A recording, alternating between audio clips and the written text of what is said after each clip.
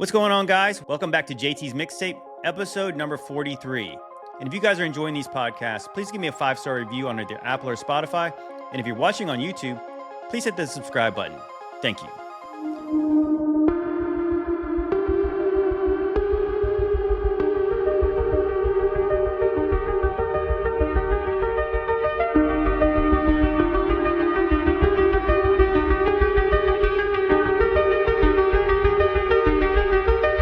Come closer, my child.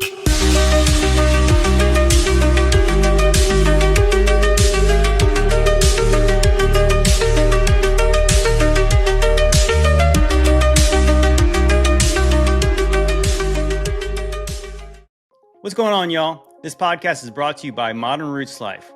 Modern Roots Life is a Christian-owned and operated company, and it's bringing real health back to its roots. They offer powerful, all-natural health supplements such as beef liver, cod liver oil, beef tallow, magnesium, and mineral-rich salts, all sourced the way God intended. Clean, simple, and from the earth.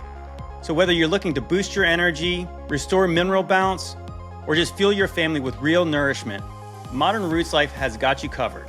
Guys, in this community, we're trying to get healthy in our mind, in our body, and our spirit.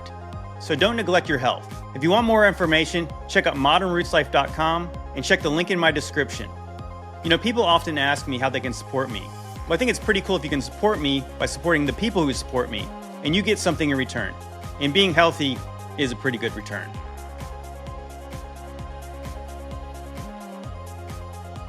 Well, once again, I have a special guest. Along with Brian, Demon Racers, my co-host, we have Matt from Postmodern Theology from Down Under, or almost Down Under, right? Right, Matt?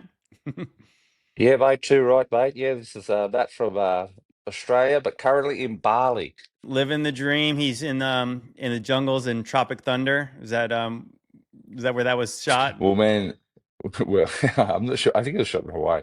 I'm not sure where it was, but I'll tell you what, there's some amazing, beautiful parts in Bali where it's just those pristine waters, white beaches, beautiful, right? But I spent the last several days in the city where it's unbelievably demonic. Like we're talking like it's 60% Hindu, and there's like idol statues, like all their statues are super freaky looking, very demonic looking, and they've got offerings. Everyone puts offerings to the idols in front of their shops for their good luck, even in their cabs. So it's like it's super, super, spiritually dense. I'll give you an example. Like we went to into this shop, and like every shop is demonic, right? And the weird thing is culturally, the people are very lovely, very nice, right? And we go in the shop and they're doing hair braids, and my girls wanted to get hair braids. So I go in there, I'm start blessing and claiming back the shop in the spirit. And then they get their hair braids, and then afterwards that night, my eldest daughter was really distressed. And she was just wasn't feeling good, wasn't wanting to eat dinner. In the end, it was hurting her. The braids, we took them off and she felt better. Okay, sweet, all good. The next day, my youngest got a fever and started to feel sick. And we thought it was this thing called barley belly because you can't drink the tap water there. But she had sort of no gastro or anything like that. In the end, the fever was manageable. And I just had this feeling in the spirit, take off the braids, they're cursed. And we took off the braids and washed her hair, came back, fever gone, felt better. Wow. So like those things were cursed. And so anyway, we've had these moments where I think Christianity is about 20% and it's growing. A lot of people setting up churches here. And they just carry this light in them. They're so happy, and they've got this light in them and this joy in them. So you actually can spot who the Christian is here. It's super wild, and it's a good lesson for us in the Western world where we're Christian, but we don't carry the joy. You know what I mean? We're always upset. Yeah. So it was pretty cool. Pretty cool experience so far. Yeah, that's interesting. Of course, I immediately thought, what about the temples in Bali? I wish I would have thought of a Bali video. Like I said, this episode's going to be the episode Down Under. So we're going to do a lot of Australia-centric stuff. But him being in Bali, yeah, check out that temple in Bali. Um, Look, the thing is, Bali looks like it's got evidence. How can I put it? They've got evidence. I I mean, it's think called there's the Bali. one. It's probably from Baal, the god Baal, you know? Yeah, well, I think the oldest, there's one called Pura Beseki. I think their oldest temple is like going back like a couple thousand years. I think it might be in Malaysia and those other ones where they got talk about like those ancient evidence of ancient civilization type buildings, like could There's be definitely 15, twenty some thousand years ancient old. stuff here, like unbelievable. I bet you our Yeah. timeline of what it is there's no way it's accurate. We have no idea how Well, old stuff You is. know those yeah. temples, they dug them all up though, But you right? can They tell, did. like They you can were, tell how dirty they look, kind of yeah, they still, were they were destroyed or they were buried, or and they they were dug them probably up. they were probably covered in all this foliage, right? There was definitely, I think, the Goa Gajah, the elephant cave, which they say was built in the ninth century. They said over time the bathing pools were buried under mud and vegetation, and Dutch archaeologists uncovered them in 1954. So yeah, that was one was definitely buried. What was the elephant? What, Matt? It was Elephant Cave. So the Goa Gajah. Oh my gosh! I think I've Dude, seen that's that a straight video. Nephilim demon mouth right there you're walking Oh my into, god, bro. Matt, don't go in there. I got a bad feeling about this. Look, bro, that you see, this is what I mean, man. It's like I was saying to my wife, right? If you go to Greece, they've got evidence of their, or Rome, they got evidence of their The pagan heck? deities, right? You got Poseidon with his spear, Yeah, you know, you go to Egypt, you know, you got like they're all human-based deities, and then you got like you know, like half animal, half human hybrids in Egypt. And so like you look at all these deities, right, and their statues, and you know, it's very human, right? It's obviously demonic, but yeah, when you come to these ones, they're super, super freaky looking, you know, very, very demonic looking. It's not designed to like yeah, it's maybe a little bit. impressive. Maybe a I know, little. right? And it's like it's haunting. It's like pictures of hell. You know what I mean? That's what I mean. It's so spiritually dense here. But I think like it is the large, funnily enough, Indonesia has 280 million people. It's one of the largest Muslim countries in the world. That's crazy. Yeah, And it's that's just, crazy. I've but seen that where they were showing like those islands. If you combine them together, kind of like how our maps are distorted by that Mercator map yeah, kind of image. That if you take all the islands in Indonesia and you like place them over like the continental United States, it's like almost as big. It's almost like as wide as like the whole United States. yeah. It's And crazy. It's crazy. You would never picture that just based on how the maps show. yeah, those maps are a bit freaky, like how like when you really account for the land mass, it's actually like Russia is not covering half the world. You know what I But yeah, mean? yeah, Like, I did a video about yeah. that, or I did a post about that, and everyone called me an idiot for not understanding maps. But well, that's interesting. So this whole demonic imagery in Bali, that's something that our buddy Paul from Understanding Conspiracy touches on a lot because he's done the clowns look like Nephilim. Yeah, you're right. Like so, satanic deities to the Greeks and the Romans don't look satanic. Typically, I mean, like in general, like their gods look like, hey, they got a They're body like a human. Greek god. Like they look like a pleasant to the eye. But then you go out east here, and then we're talking about like they're full blown worshiping demons. Like there's just no doubt Yeah. about it. These are This these one's are wanting to eat either you. either these are spirit demons or these might have been the physical flesh covered Nephilim back in the day who were man eaters. Well, they were definitely physical at one point because we have archaeological depictions of them riding elephants, and they look like giants because the elephants to them look like horses, and then you see little people next to them that look tiny. And you're like, well, if we ride an elephant, it don't look like a horse to us. So clearly they were depicting something that they had witnessed that was obviously real at some point. So they were worshiping giants at one point, and that's why their gods are always depicted as giants, and they're shown doing physical labor things that are obviously real. Yeah, 100%. Man, there's some wild stuff in these temples, bro. Like this is crazy. It's like you have in Bali, it's so mysterious for us from the West. It just does because we just don't have any real history of this place and we don't understand it. Well, here's the thing, man. Like, Hinduism is there's a huge misconception that Hinduism is a peaceful religion, right? So even though Indonesia's 60 to 80% Muslim, right, it's a massively Muslim country. Bali, it's got like a microcosm of culture in itself, and I don't know why, but it's the vast majority of it is Hindu, and a small percentage is Christian and Muslim. Probably more, the next biggest religion is Christian. So God's doing something here specifically. But Hinduism is not a peaceful religion.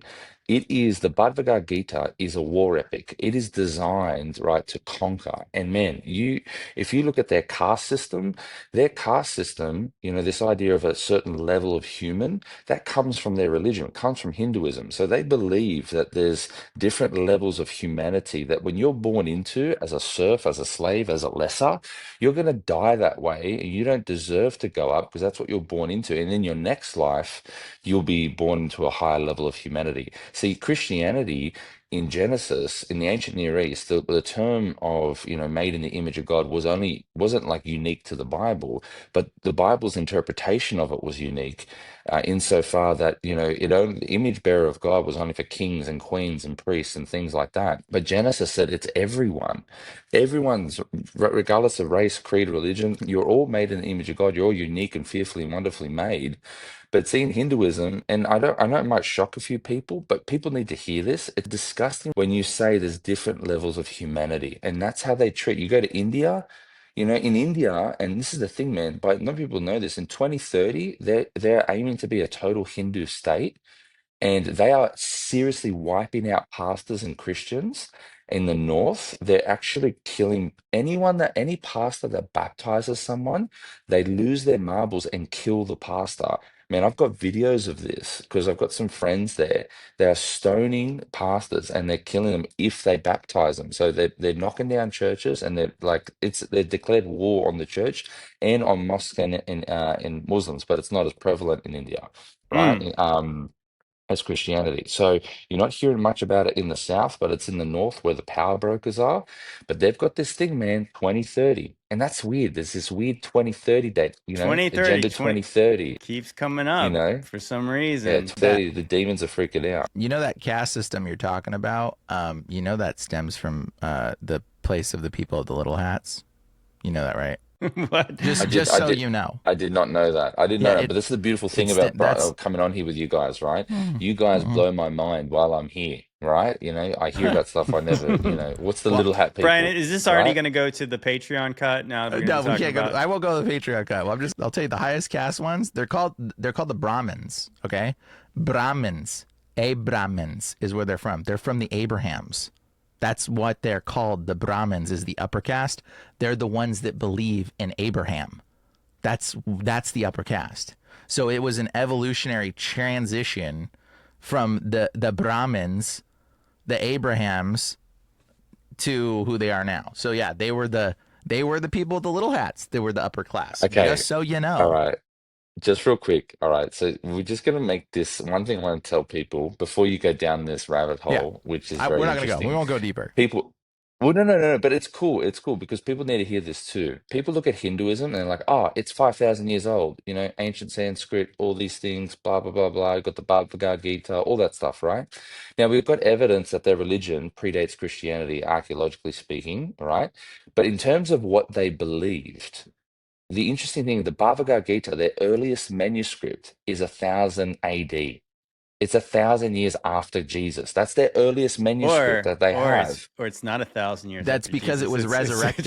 Shortly after Jesus. Let's talk Yeah. about the historical timeline. Yeah, right. All right, so we don't confuse too many people. Well, see, I think here's right? here's the issue is that I learned this. If you do go look into the timeline discrepancies, if for the people who research this topic, that the chronology that the Eastern people have is the chronology that the Western people gave them. The Europeans tried to line up their history to make it make sense with their history. So the truth is, I think that we really don't know how old that kind of stuff is. Yeah, we don't know. We were just looking at something from Cambodia on the last episode, and they were dating it 800 years ago. I don't think that anybody could reliably say that was built 800 years ago because there's really no good substantial history from that region.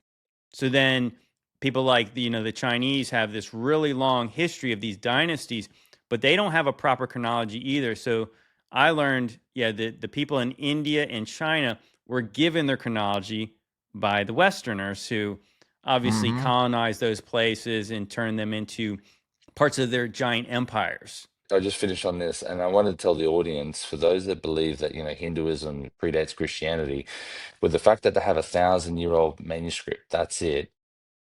Thomas, the Apostle Thomas, went to India and Yeah. he established, he had 1,000 years in India to let to let Christianity propagate and grow. And we don't know how much Christianity has influenced the Vedas when they decided to write them down, because oral tradition counts for nothing in the academic community when we want to actually understand history and what happened. You can say whatever you want with all the history. That's the issue with the Talmud. That's the issue with the idea of oral history of Judaism or the oral Torah. It's all nonsense because you make it up. There was this guy, Scooter Braun. I think it was this video that went kind of viral on Instagram. We used to be Justin Bieber's producer, and he talks about how, Moses's cousin or whatever is the one that split the sea when he went in first because he showed his faith first. And it's like that story originates in the Talmud in the 3rd century AD. Like never existed before that. We all know it was Moses. So this is the whole idea about oral Torah, oral history. Even the Aborigines in It's Australia, even like the we Quran, right? A lot of the Quran is kind of similar to that, isn't it? Bro, the hadiths. I just recently went into this, man. The hadiths are academic nonsense. The full compilation of the hadiths was 700 years after We're gonna Muhammad. piss off everybody. I know, We're gonna right? be like Mate, in this is flag what it foot. is, man. This is a little bit of autism in this episode, okay? This is where we just go on tangents. Yeah. Okay. We But you know just what? But we got to play some videos. And this is the whole point: is we can go off on tangents. But Wait, wait. Keep tangenting this one. This one's cool. People are liking this. All right. All Wait, right. I All want to right. say one more thing too, because I want to say that like this is my suspicion is that we have the Vedic text. So the oldest Vedic text that they have is, I think it's about 2,000 years old. Let me double check this one then, because the oldest no, dude. no that It's they not the record Bhagavad Gita. 1,200 BCE is what they claim the oldest original Vedic text is from. Okay, Yeah, not the but manuscript though. yeah. So like that's what they claim it's from, and they say that this is the oldest thing. But there is obviously a huge gap that happens, that all religions were lost. All their temples were buried, all the religion was lost, and then these religions came about. They re-resurrected around a certain time, and that resurrected time was right about when the 1700s, it's like right about this certain time when these things started to fall, like these things started to fall apart. In fact, I don't know if you know this, but Mormonism was found in the 1860. Yeah, And something like that. yeah, and then Jehovah's Witness was found in 1830, and then Seventh-day Adventist was found in 1890. Most of those religions were founded from false predictions about when the end of the world was Yeah, that's happening. right. And Exactly, but they all happened at the same time. And this is an interesting part, because well, all the that's other religions resurrected as well. So there's like old text. What are you thinking? There's old text, and then there's a gap, and then all of a sudden the religions resurrected about at a certain time. All of them, they all resurrected, and Why they do you all think had that is? a different perspective when they resurrected, a little bit different, because new Hinduism is different than old Vedic. Vedic Hinduism actually points to Jesus. I don't know if you know that. Okay. It's well, very Brian, interesting. Brian is theorizing that it was Satan when he was let out is the one who He Ah, resurrected Little all the Caesar. religions. he kind I of think he Satan, brought back religions, and they're all kind of some twisted form of Christianity in some way. or like That's super wild. they're distorted. Also, the 1800s is probably a bunch of lies too. So that's when. Do you know that Mhm. every major sport was invented in the 1800s, pretty much too, around the That's world, funny. all in the same 100 years? You said it Wow. was Sort kind of of like weird. some this weird sort of new renaissance in the 18th century. Well, Yeah, the I football think that, stadium looks like the Roman Coliseum. So well, that's all I'm gonna so say. many sports were invented in that time, and Mhm. also so many just regular inventions were invented in that time, where it's likely that they weren't invented in that time, and then they maybe were possibly reintroduced at a certain time, because it's too much. I mean, because you think about normal centuries, like for major things that are fundamental to Western and I guess even Eastern society, were all invented within a very, very short period of time. Yeah, and And progress was just like this all before. It was like steady yeah, line, and like all of a sudden, nothing, wham! basically nothing after the Nothing. Romans, and then it Yeah, was just straight up I like, rock it. oh well, JT, don't you know about the Industrial Revolution and all that? Yep. Yes, I do, but I mean, I'm saying that this seems a little bit crazy. But with that being said, we have to show some videos. We'll stick on the religion theme because Matt shared with us a very interesting video. I know Brian and I talked on his podcast about Christian orthodoxy, and so this was a really interesting video. Let's check this out.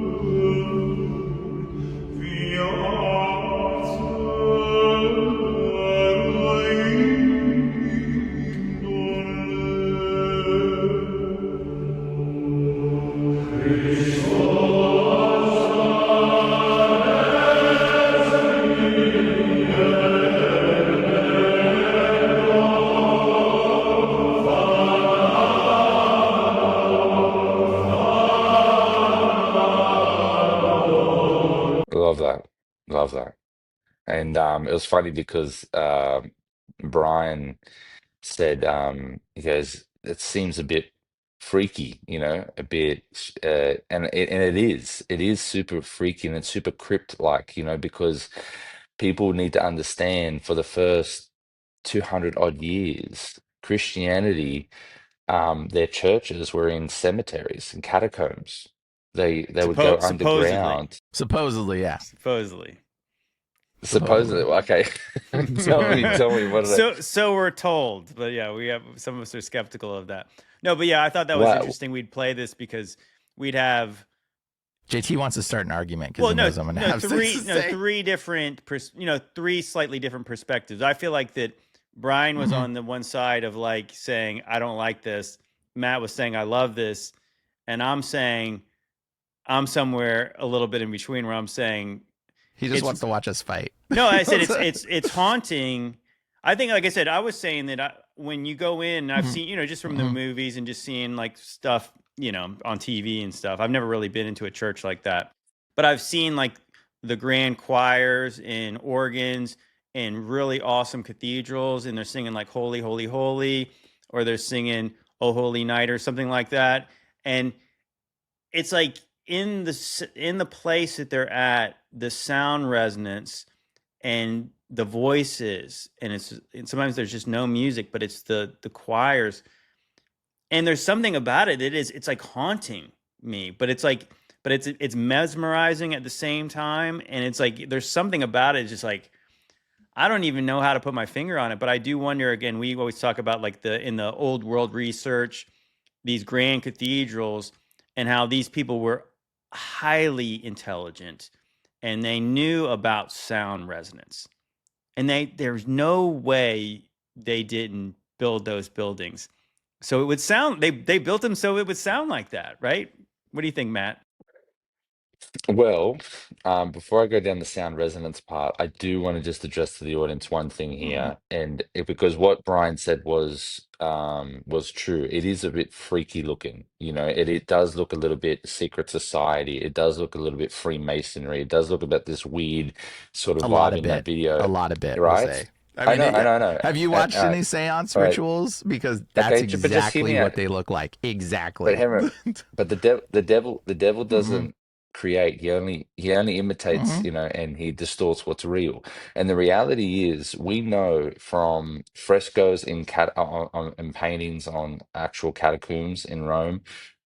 We know from Tertullian. We know from Eusebius. We know from Jerome that Christians met in these underground cemeteries because of the persecution that they were suffering from the Roman Empire. And it's the only place they could actually worship. And they wanted to also do it near the martyrs because it was Roman law that it was illegal to disturb graves. So it was the one place that they could meet, and they know that the Roman Empire couldn't actually come after them because they weren't supposed to be there, and they wanted to be near their own martyrs as well. So there was this beauty in this idea that death, right? The Christians had no fear of death. It was the one place where we knew that our Savior, who conquered death, is not the places that we fear. So there's a beauty in knowing that that's where they did their early worship. That's where they did the communion. That's where they met and gathered on the Lord's Day. So I think in that video, taking into account the historical context, you know, they're just sort of that's pretty much what they were pretty much doing, worshiping, glorifying God in these tombs. So that's where, you know, just to give people a little bit of context. It's Can interesting. can I share? I'm gonna share. Yeah, go ahead, Okay. please. So, in the occult, they actually use candles quite often. After they sacrifice a human or a child or an animal, and they congeal the fat of that sacrifice, and that's what they create candles out of. Like, for instance, the candelabra is used from sacrifices of supposedly animals. You don't really know. We don't really know. But it's congealed fat of a sacrifice. It's meant to be a burned sacrifice. That's what the candle is. It's a ritualistic practice. Like, it's not a very efficient system for lighting. In fact, it's very inefficient. Anybody knows you light a candle and it's going to melt all over the place and not be very good. It's not a very efficient system for lighting.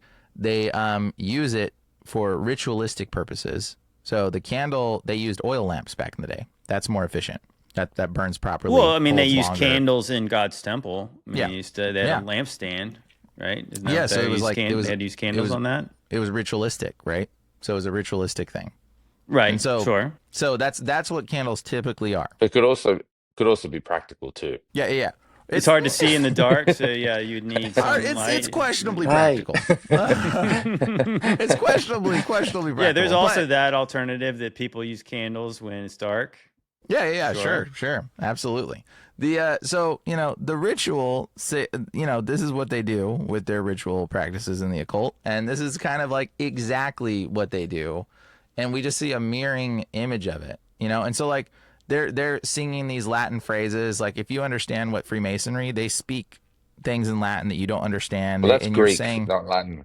That's Greek, not yeah, Latin. yeah, So yeah. Christos anetheme in Christ risen. Christ Yeah, risen. yeah. I mean, they speak it in all different languages in the occult. It doesn't matter what the language is. It's just something they'll They also say in speak phrases. English and, Yeah. and also with an Australian accent at times. So yeah, Oh, so I'm to out. I'm a me, Freemason. to me, this is what I do when I look at this in my spirit, like, right, and so I just look at it by the Spirit of God that's in me, and like when I look at it, it's like I don't feel in my spirit anything of.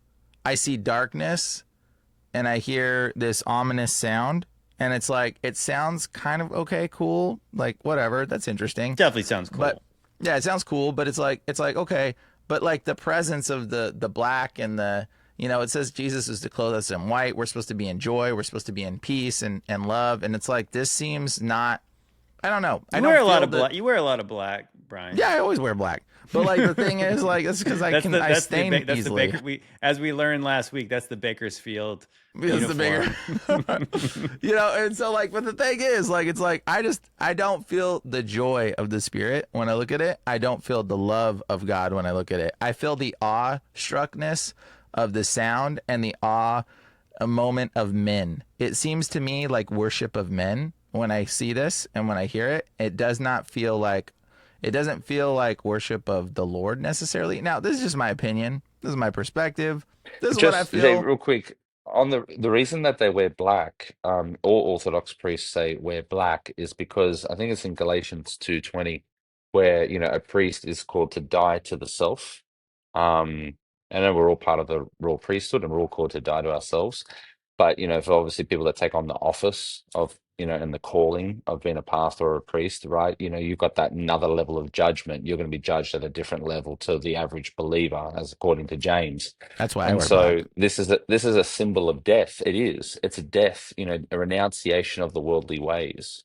You are dying to yourself. And so it depends how you interpret it, right? It depends how you interpret it. It can be seen as occulty and weird, but it could also be seen as something that's beautiful as a bastion of what this person's doing and calling their life, to renounce the ways of the world.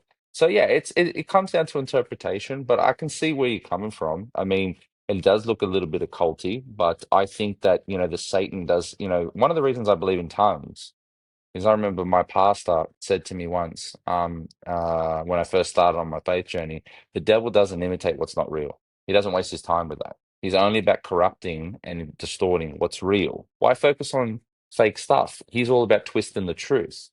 And so, you see the light language and New Age and all that stuff. I was like, oh, that's weird. Like they're full into that. And so that when we see the occult, remember it's always an inversion of communion. Like we eat the body and the blood of Christ, the Son of God, for eternal life, right? If there's and so what do the Satanists do? They are sacrificing sons and daughters of God, like Mm-hmm. they're inverting communion. That's what the devil does. So he just wants to twist and corrupt the truth.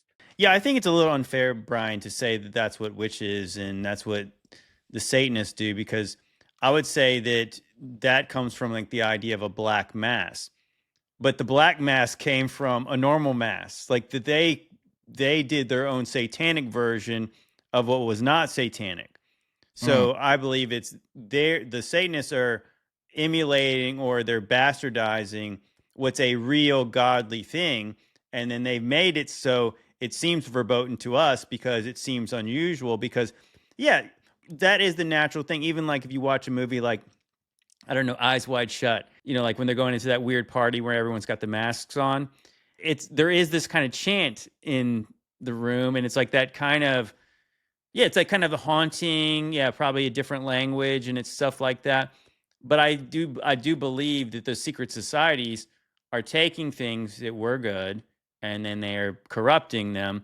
And that's why you have things like the Knights Templar, who were supposedly men of faith, and then you find out, oh, actually they're worshiping the Baphomet, they're worshiping Satan, because they're doing certain things in secret, even in probably these same, I mean, that's what Benjamin Franklin was in the Hellfire Club in in England, and they were entertaining in black masses, and they were doing every kind of debaucherous act in old cathedrals Mm-hmm. after hours and stuff like that. You look at what Muhammad did, like he goes and redefines who Jesus is and his whole message. You look at the Gnostics in the second century; they're all about, like just reinterpreting what was already there. Like, how can I put it? Like, let me give you an example, right? And there's a bit of debate about this. And we were talking about frequency and sound. Do you know one of the reasons why all the Orthodox chants are in that particular hertz frequency? Like, you know I, why that I do frequency? not. I think it's called like the Earth has like a frequency, right? And I think it's called the Schumann resonance, where it's like 7, 8 hertz, where there's actually like a heartbeat to the Earth. Mm. It's actually quite interesting. And so there's debate about this, about, whether or not these chants are designed to match the frequency of the Earth's sort of heartbeat. The ancients knew about it, and it seems that maybe, the early church also adopted it as well. It's about there is something about frequency, man, and resonance, and about how the earth, sort of the physics of the earth's move, even the idea from levitating rocks to all these crazy things that can happen with frequency. So Yeah. there's something, and I think a lot of the time those ancient Eastern religions we're really adopting what the church was already doing. You know how they have their all that stuff. Like Right. that's like something the church was doing 2,000 years ago. You know what I mean? Yeah, we've often Yeah. have thought that the frequencies and the sound resonance in those cathedrals had a lot to do with healing Mm. properties, because that's what Yeah, That's why they there's remove the bells. yeah, the last episode we were talking about this place in Cambodia, and that's what they were saying, that the water combined with sound resonance, bells involved at times, and probably singing, and that's why you have these massive pipe organs in these places and stuff like that. Yeah, I even saw a really interesting documentary where they were showing that these buildings, they had cymatic patterns that were created, you know, when they have like the water and the sand, and these cathedrals with no sound in them were changing the patterns in the cymatics because of just the way that they must have been, I don't know, just the way that some kind of frequency in those buildings. And I think that you don't have to necessarily understand it all the way, but I mean, I think that again, if we do believe that there was a millennial reign, and Matt, I believe you're still an AML. Is that what your current position? no, I'm post mill. I'm Okay, post post mill. mill. We believe that there was a church tradition that was probably more solid than the one is now at some point, regardless, you know, because it's like that there was a stronger connection with the early apostles at some point, whether they would be glorified saints or not, visitations of that. But I think that there was real knowledge passed back and forth. And we also, and I have a video probably right after this to piggyback on that, is that I think the one thing that people don't really recognize is how much technology the Romans actually had. So I think our view of it is, you know, you watch a show like The Chosen and everything looks so backward, except for they lived around like basilicas and, you know, castles and weird, you know, kind of weird fortresses and things like that. But I think the Romans were so much more advanced than anybody really knows from today. It would blow people's mind if they knew how much they knew. So if they had some of that knowledge from the Roman times and then they put it into their grand cathedrals, there was probably lots of knowledge of that. Yeah, I mean the stuff that ancient people need to face facts. There's no real conspiracy theory in knowing that. I think ancient Rome is the only culture in the world where modern buildings have been built on existing footings from ancient Roman times. Like their concrete is harder than our concrete. You know, they were building stuff that is structurally, you know, more sound than what we have today, and you know, it's 100%. thousands of years old. So, I mean, that you got to deal with the evidence and come up with your theories. The evidence is there. It's super wild. You know, the Roman sea concrete, the port concrete, it hardens over time. We don't know how they made it. You know, there's still people trying to figure it out. Maybe there's theories recently that like MIT may have figured it out, a particular line that was used. But either way, you know, there was stuff that they were doing. Even the Greek fire, ancient Romans, we had that ancient Greek technology. It was like napalm, Greek napalm. Water couldn't even put it out. You know, so there's heaps of weird stuff from ancient cultures that is just, it's real. You got to deal with it. I think there's sound resonance. I think there's probably something to it, and I think we've lost a lot of that information. And I just, you know, when I think about that thing, I just try to imagine Jesus being dressed in black and humming, and it's like, you know, with children running around in joy, but I see nothing but sadness, and I don't feel. That's all I feel about that. Or is it just solemn veneration? Is it? I don't know. I just serious men. I just think as Jesus would be, he'd be dressed in black, holding a candle, going hum hum hum. Like I just don't. It's hard for me to like imagine. But he's not. You know, like obviously Jesus is Lord, so he would. Well, he did. He gave us the example of everything that we're supposed to be and do. Well, I think Jesus, live, in right? some ways, you could probably say the way Jesus looks on the throne as a lamb that was slain, blood, all that. I mean, you could probably interpret that as satanic, a slain man covered in blood, you know, on the throne. Treading, or That's after like, he treaded the wine press. Yeah, right? He came back wearing all red because he said, "Where have you been?" I mean, it I was really depends how shredding the you wine press. interpret it. I think it's open to interpretation because you know what? Like I know you, Brian, are very sensitive in the spirit. So there's probably something that you're picking up. It may not be right. It might not be a proper rendition of what Orthodox chants are in there. You know what I mean? We were just seeing a clip here. We don't know who made it, where, what the setting was. So I mean, such is the body. Iron sharpens iron. It's good to have healthy, robust discussion and disagreements. That's where we get to the middle of it. Mm-hmm. Amen. Yep. Well, I would say that at the end of the day, we can really only speculate because we are not there. We have no idea who these No. men are. Yeah. We don't know the fruits that are in No. their life that are evident. And I always think in the new covenant, we live in the age of faith. And so if these men are singing these chants, whether creepy or not, with a reverence for God and a good heart, then God knows Amen. that, and Amen. God is Yeah. honored by Yep. that, regardless of Yep. how it may look to us ignorant Westerners. All right, let's check out this video. I want to talk about this Roman technology. But how did Roman aqueducts work? Roman aqueducts were an engineering masterpiece used to transport fresh water to the cities. First, a water source had to be found higher than the destination, thanks particularly to the army. Engineers chose the best route by determining the slope required for water to be transported by gravity. Most of the aqueduct ran underground, through channels lined with hydraulic mortar and punctuated by vertical drops to relieve pressure. Along the way, the water passed through settling tanks that removed sediment and impurities. To get through the hills and mountains, the Romans used a mining technique consisting of digging a vertical shaft every 30 meters.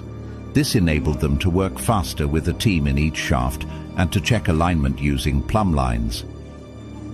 To cross valleys, a bridge was built on which the aqueduct rests. But arches higher than 20 meters became unstable, so engineers limited the height of each level and gained elevation by stacking additional tiers. In deeper valleys, they used a brilliant solution, the inverted siphon, a sealed pipe system that carried water down and back up using gravity and pressure alone. To control and maintain the flow, they used sluice gates, special valves that could divert water, regulate pressure, isolate sections for repair, or distribute flow to different branches. To further purify the water, the Romans used large settling basins, usually located near the source and/or just before the aqueduct entered the city. Once in the city, the water entered a distribution tank called the Castellum Divisorium, then was distributed via a network of pipes. The aqueducts were so well engineered that some are still in use today. And how crazy is that? I like how it started super out really wild. chill. Like it was just like a little rock in the mountainside, and then by the end of it, it's like this elaborate, like it looks like a CAD engineered. But you're just like, you're expecting it to just be like, well, they used gravity, so they knew how to get water to go down a hill. So they had this little slide that the water went down. But then when they show, oh, and by the way, they went right through the mountains. And then they were drilling down every 30 feet to check plumb lines to make this thing. Okay, so again, how the heck did they make their aqueducts go through the mountains? mm-hmm. Just as we said before, man, those aqueduct channels, that was that special Roman concrete we're just talking about that sets underwater. The concrete hardens underwater. And so Wow. like over time, it resists erosion. So we're talking like they're still in use today. They that's super wild. How did they make that concrete? No one knows. But whatever they did is that, they've created a superior level of concrete that we can create that resists the erosion that sets underwater. I mean, the technological marvels just in the marine and water areas is just insane. Plus, like, I think they knew the fall was something like, it was like a 3% fall every sort of 3,000 Yeah, feet or something like when they that. made those bridges and stuff, I remember it was like, yeah, they were so slightly, Yeah, sloped. there was a particular, I think it was 1 foot, a drop every sort of, 3,000 feet or something. So it's like I mean, this is their precision. Their precision and their architectural feats were unlike anything of it's probably comes align somewhat with all those ancient structures, with all they did with all the stones in Egypt and Baalbek and all that. We just don't know, still don't know how they move those things. But yeah, Roman precision engineering, amazing from the ancient world. Amazing. Still in use today. See, what I think too is that, again, man was never stupid. Man was smart right from the beginning. The first man walked with God. He knew lots of things. He lived 900 years. His kids lived a long time too, and they passed down lots and lots of knowledge. But then you had this massive reset, right? The biggest, if not the second biggest, might be the second big. Who knows? Actually, it was the biggest because there was only 8 men left after that reset. So you had the slate was pretty well wiped clean. So you had about 1,600 years from Adam to the flood, Noah's flood, the deluge. But then after the deluge, you had a long time of men to learn things and to build upon other knowledge. And I think that we often focus on the Romans because that's the last one, that's the important one biblically, and it is very influential in Western culture. But who knows how advanced Babylon was? Babylon was probably super advanced, and then Persia was super advanced, and then the Greeks were super advanced. So the Romans would have learned from each of those other empires by the time they started to do things, and what they could do and how they could do it, and the things they could do. I think as somebody who's been in the construction field, like when you're talking about having this slope and they're having these plumb lines and they're making sure these things are straight, we use lasers now to get exact measurements like that. So they did those things, well, we're told, without lasers. So you'd have to be even smarter to do the things they were doing without the advanced equipment, the advanced machinery, the computers, and all the other things. I mean, just based on just watching that video, can you imagine people today doing that? And how long it would take, again, for them to go through mountains to build these Yeah, aqueducts? I think when it comes to this rate of progression and this theory of gradualism, that over time we sort of learn things. And you mentioned that there was a long time, gap, between people could learn these things. I kind of look at this and think, okay, the Younger Dryas impact, this worldwide cataclysmic flood, like today in the ancient world, 90%, 95% of the population lives on the coast. All right, and we know that from underwater there was coastal cities, back then as it is today. So when the flood happened and they lost the coastal areas, 90% of the world, population gone. Now, whatever happened after the flood, there's like a reset. Now, this whole thing, what I think is Göbekli Tepe in Turkey is one of two things. It's either, the Noah's Temple, where, Yeah, and some that's the people say reason why that, they're yeah. shutting it down, okay?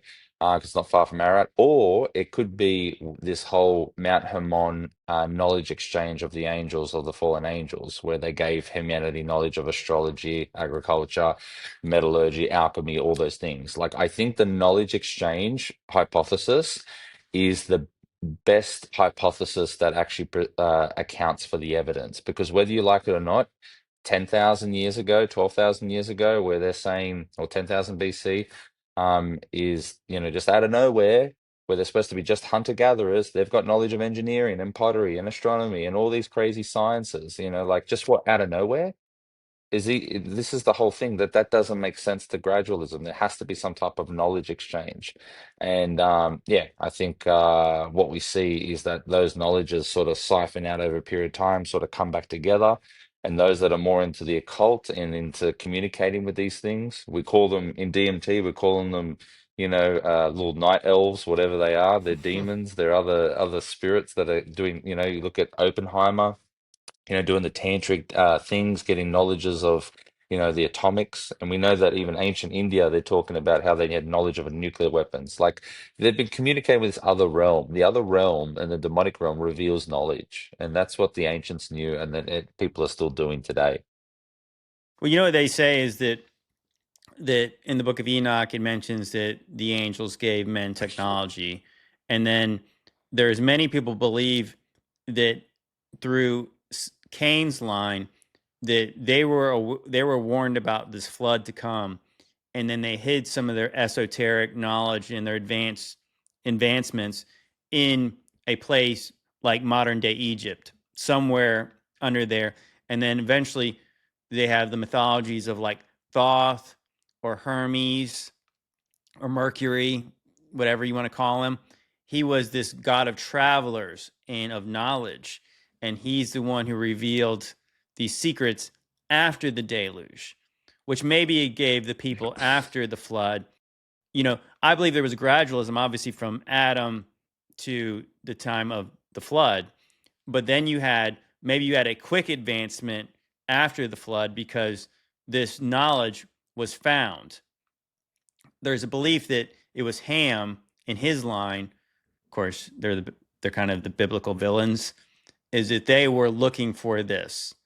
I mean, I'm not exactly sure how reliable that is, but I mean, obviously, you have in his line, you have Canaan, which we know he was bad, and then you have Egypt, you have Cush, so you do have this in Cush is in Nimrod's line, and then that's who was, building the Tower of Babel, and they had advanced knowledge of building things pretty soon after the Yeah, flood. I think the knowledge exchange, from the time of Eden, the knowledge exchange was there where these other spirits, these other Elohim, these other divine beings, the snake, the devil, Lucifer, were given knowledge to humanity, to corrupt humanity, to destroy Mm-hmm. God's creation. And I think the period between that and Babel, I think is if people believe in an Atlantis, if people believe in ancient world technology, I think the ancient world was super advanced, super technologically advanced, and that it was so corrupt and so evil, where you've got these ancient Nephilim, half human, half God kings, divine God kings. hybrids, Mm-hmm. and they had, probably flying ships and all these crazy stuff, and then the flood just wipes everything out and exchanges it, and then the fallen angels do it again. Like they're not going to stop trying to destroy God's creation. And God then obviously chose Israel after Babel to restore order to the world. He gave the nations over to these fallen angels, and then he was going to make a plan to restore the world through Israel. And that's what basically sort of happened. But I think this whole knowledge exchange thing, it happened at a very severe macro level, and God just let it happen. And then after Babel, I think something happened at Babel. You have to understand there's pyramids all around the world. We know that the Yeah, Tower of that's Babel was a ziggurat and it was a pyramid. And so I think what happens when that nations got dispersed, they all started building pyramids again, They did trying to them recreate what everywhere. they did at yep. Babel. Well, they could also be Pyramids are emulating. They could be emulating the Tower of antediluvian Babel. architecture too. That some of the pyramids Yeah, could have look, been from there's before. something about the pyramid in the Temple of the Sun in Bosnia, which apparently is the largest pyramid in the world, 3 times the size of Giza, and there's debate over it. They've got these underground areas where you can go in and get healed, because they reckon the negative ions, they actually get all the free radicals in your body, and because they can actually take these electromagnetic meters and they actually see there's a resonance there on the hill. There's some type of electromagnetic resonance on there that's much more powerful than just what the average resonance is. And then these negative ions, it's like this earthing principle at the base of the pyramid. You can walk through it, and yeah, they reckon it can be quite healing. So there's some type of ancient technology. There's even theories that the Ark of the Covenant, in the pyramid was what sat in that box in Giza, and that some type of power conductor. It's like there's super wild theories about it, but basically this idea that from Egypt to Babel, whatever, these pyramids function in some capacity to communicate and with the divine, the heavenlies and the earthlies. It was the gap by which, the earth and heaven came together. Yeah, And that's why they mountains, That's what call it it's. the stairway to heaven. man-made mountains that are represent Mhm, where God's mhm. But I God's think there was abodes were. something about it. I think it was some type of portal, though, that's why God destroyed it. There's so much more to and that's my theory too. Is that the Tower of Babel? That's what all the pyramids are. That's why there's an unfinished one on your dollar bill here in America, at least. Because the Tower of Babel is a pyramid, and as God separated the world, they continued to build pyramids all over the world. Those are all miniature towers of Babel trying to permeate into the spiritual realm to gain understanding, which all the pyramids they had done human sacrifices to. And people don't know this because they try to cover it up. But every single pyramid, there's evidence of human sacrifice going almost on every single pyramid that we know of. And it's very blatantly obvious that they were doing human sacrifices there. But that's the exchange. The exchange is you're like trying to figure out where, like, I think the knowledge, like you were saying, JT, the knowledge came from the original angels, and then God wiped it out. And then where it came back, it wasn't just discovering it. It was actually through demonic means. It was actually through a spiritual means that the knowledge was returned to us. And that spiritual means was through making sacrifices to the gods, hence why the Terra Preta, which was the perfect earth, the earth that biochar that they made, they didn't have to grow plants in over in Aztec, or the Aztec calendar where they got their perfect calendar from. Well, guess what? They're doing all this human sacrificing. So they were sacrificing to the gods that gave them in an exchange a spiritual knowledge that was pre-flood knowledge or understanding was being re-granted to them. Almost to the point where I wonder if Nikola Tesla was murdering people in his backyard. I mean, like, I see that it's so prevalent. Wow. It's so prevalent Wow. when you see it, because there's people like Nikola Tesla that are just like spontaneously coming up with all this this inspirational stuff. It's almost like, bro, were you sacrificing people to come up with this knowledge? Because, like, I know that sounds crazy, but, like, the thing is, like, I think it's a little bit listening. much to assume he was Sure. I know. I'm not saying he was. I'm just saying that there's Benjamin Franklin was, okay? Well, Benjamin Franklin there's a lot more evidence was involved. He was involved in development. He was doing of creating things, inventing things. They say the mainstream explanation, he was doing science. Yeah, exactly. In his basement. So I won't say anymore. But what I was going to say is that there's a lot of evidence pertaining to there's this union between progression, sacrifice. There is a lot of it throughout historical context. And if you don't think it's true, then just you didn't read enough, because everywhere there's sacrifice, we find advancements in, like, understanding or whatever. And so I'm pretty sure that, like, bro, I mean, I don't know what Tesla was doing. He did fall in love with a bird. All I'm gonna say he was a weird dude. He was a weird dude. He was some kind of a weird dude to some degree. Like, he was also eavesdropping because he figured out frequency, and so he could have just been eavesdropping in on angels and demons, because he said he was listening to voices speaking through the first radio that ever was invented by this dude when there was no other radios. Invented a device that could listen in other frequencies, and he said he was hearing voices speaking through the radio in a language he did not understand, and he was listening to those languages. And then same thing. Then Alexander Graham Bell said, I created a device that not only can you hear these voices, but you can talk back to them if you like. And it's called the Spirit Phone. And you can look up the crystal radio. That's what it was that he created. And it's very, very woo-woo sounding, except for we can't go onto certain bands on the radio. That's where their radio bands have certain frequencies you're not allowed to listen to for some particular reason. I don't know why, huh? Isn't that funny? They tell you that it's used for military purposes and other stuff, but you can't listen to it. You're not even allowed you're only allowed this much of the radio bandwidth that we can access. But Nikola Tesla was all over the place, and he was hearing things that he ain't ever heard before. So I think that's kind of, I don't know. I think it's kind of interesting. I think there's a lot to do with demonic infusion of knowledge. That's the exchange. I also think that Tesla could have been just potentially reverse engineering things, and that's how he came up with so many patents. Again, we talk about the 1800s and all this very suspicious history that seems fabricated. I think that there's also a theory that he never even existed at all, and he's just a character in history.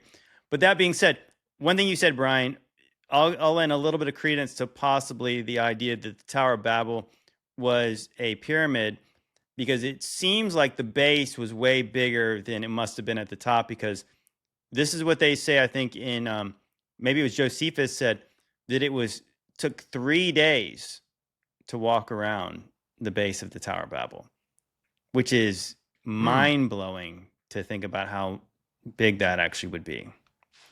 They reckon we've got the footprint. So Joel Kramer from Bible Expedition. I he's guarantee done, it ain't video on this. 3 days walk around whatever they found. No, it's not 3 days. I reckon he's found the footprint. They reckon the footprint's there from the Tower of Babel, and they reckon it would have stood something like 90 meters high. which was obviously massive by ancient means, ancient That's the terms. thing though. So 90 meters is only 270 feet tall. Yeah, it's not as high as The Giza. Great Giza would Pyramid be higher. is like 500 feet tall. It was definitely Yeah. bigger than that. Hey, I can't buy that. just let me digress real quick just on Tesla. We know that Tesla died basically pretty much an insane in old a dude in a in his hotel house, like in a hotel room, with, in New kind of York. like, you see Alone. those movies like Jim Alone. So, for me, if you look at, his journey, he definitely tried to monetize everything he was very motivated by making money. And that's why if you look at Elon Musk, I think it was Madison. What's the guy who made the light I bulb? thought Ellison? Tesla was Was the one who against making money. gave He his wanted to make it free. he gave his No, patents man. No, to no. Westinghouse No, yeah, he because cut Westinghouse was going to deals. go bankrupt. This is what we're told is that Westinghouse Yeah. was way in debt, and so instead of selling the patents to him, he gave them to Westinghouse, and then eventually he got screwed because eventually Westinghouse He did sold a out. royalty. He did a royalty deal with him to get paid a certain amount per AC electricity generated or used or whatever. The thing is that he wasn't this whole idea about him like wanting to, be altruistic and give everything for free and all that. That was all nonsense. He was there to make deals and business deals, and he kept getting screwed over.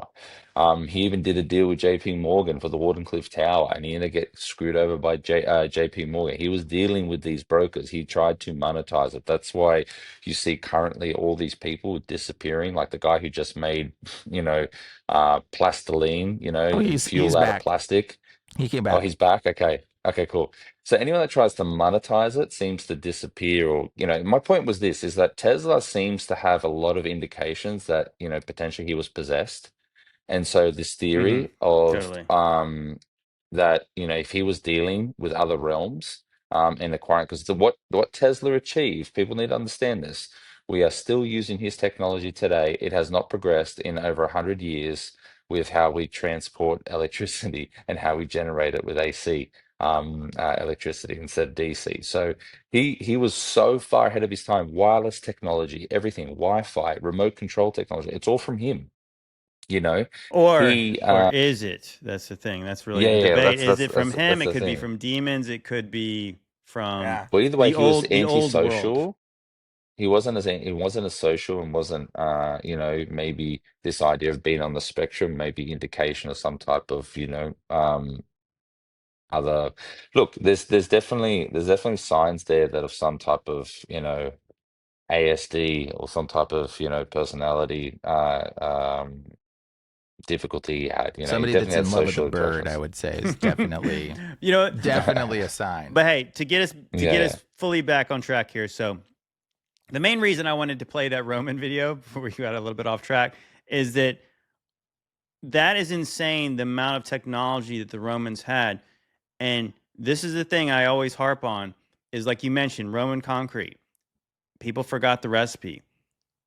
How can you really explain how people ever forgot that super advanced practical Roman knowledge without a reset on the level Book of Revelation playing out?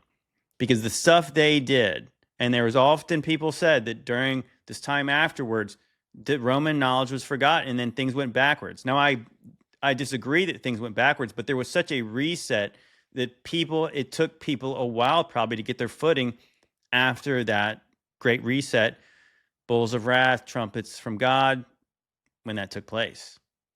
I mean, how else can you really explain it based on history? Oh, we just forgot. We forgot, even though we built this stuff all over the world. That magnificent temple over there. Oh, somebody just forgot cleaning it and overgrew with some bunch of vines and dirt buried over it. Yeah, they had Right. to uncover all this stuff. But so with that being said, it's time because this is not going to be the down under episode, but I'm going to try to save the second half of it because this did not go exactly how planned, but it's fine. It's fine.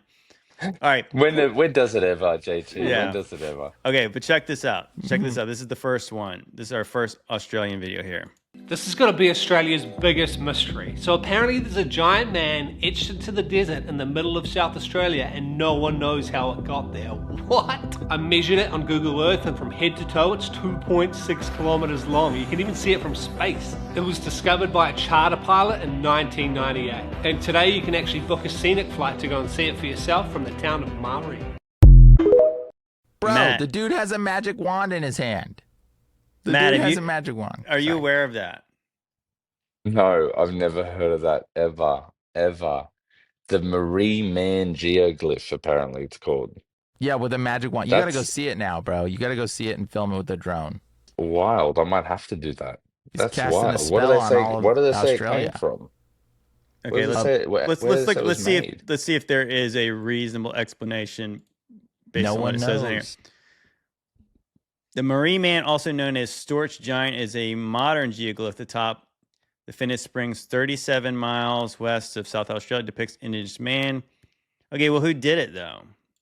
Nobody knows. It said Probably the Freemasons. That's my guess. I vote witches and occultists, judging by the magic wand Yeah. in its hand. 1998 was when it was discovered. It said it was discovered in 1998. Let's just see what it says. Was it Marie Man? Is a modern geoglyph Yeah. discovered in 1998 outback in South Australia. It depicts Aboriginal man hunting with a boomerang or a stick. No, That's not a boomerang. I mean, come that's on. a magic wand. It lies on a plateau at Yeah, it lies. Finniss Springs, 60 miles kilometer west of Township Marie in central South Australia. Blah, blah, blah. What does it say? Extending over a pilot in 1998 is one of the largest geoglyphs, arguably second to the Shazama lines. I thought The magic wand is pointing.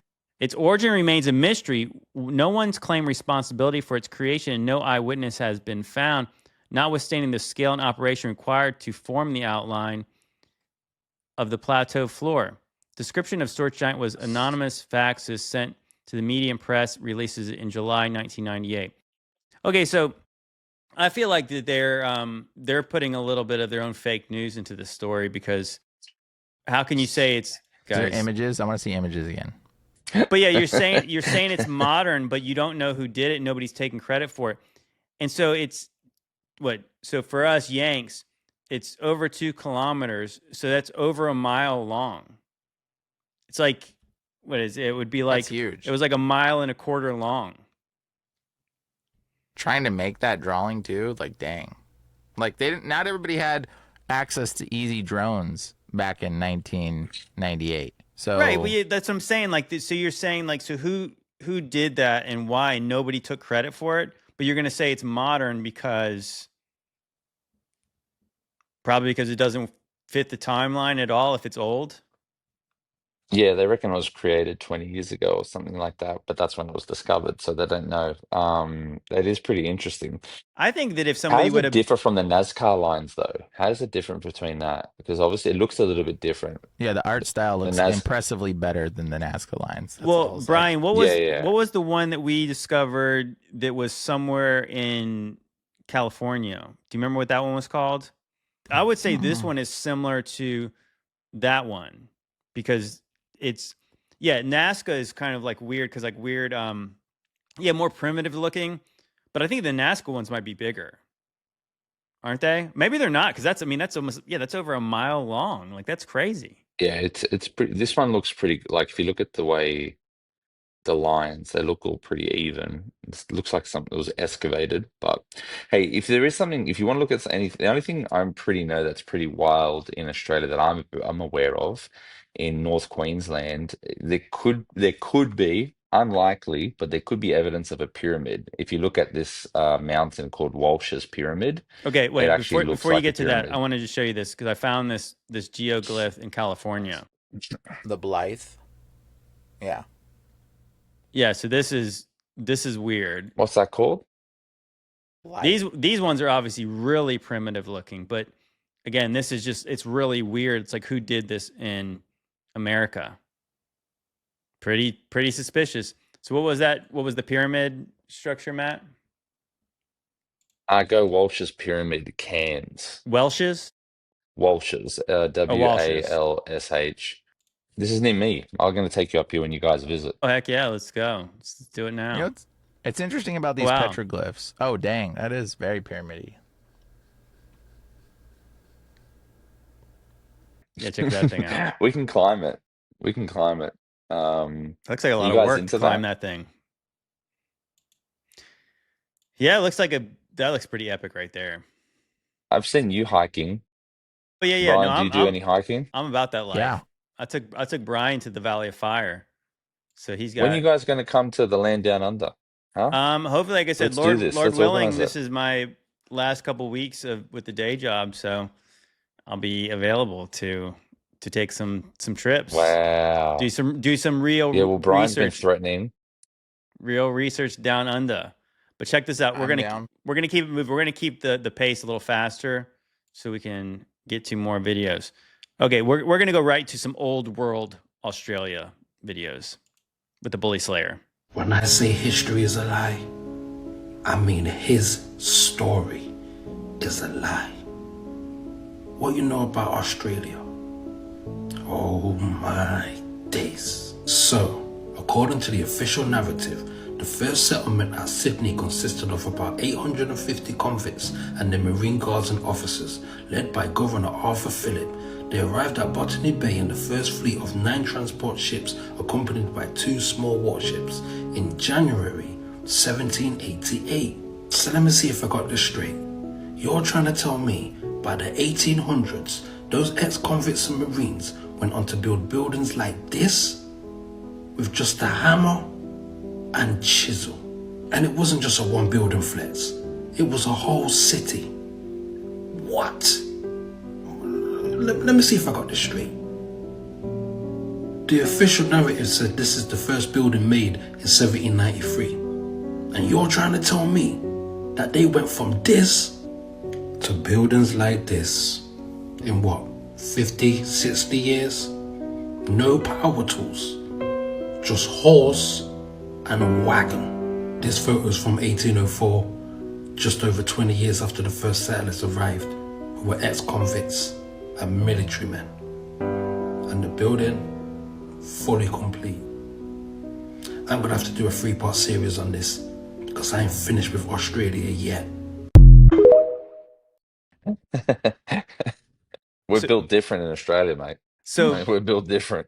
well, so yeah, just to let you guys know, so I did get his second part. We're not gonna play all 3 parts, but Matt, I've often talked about that, is that I just do not believe that the story about how the British took convicts and the dregs of society and just filled the island of Australia with them.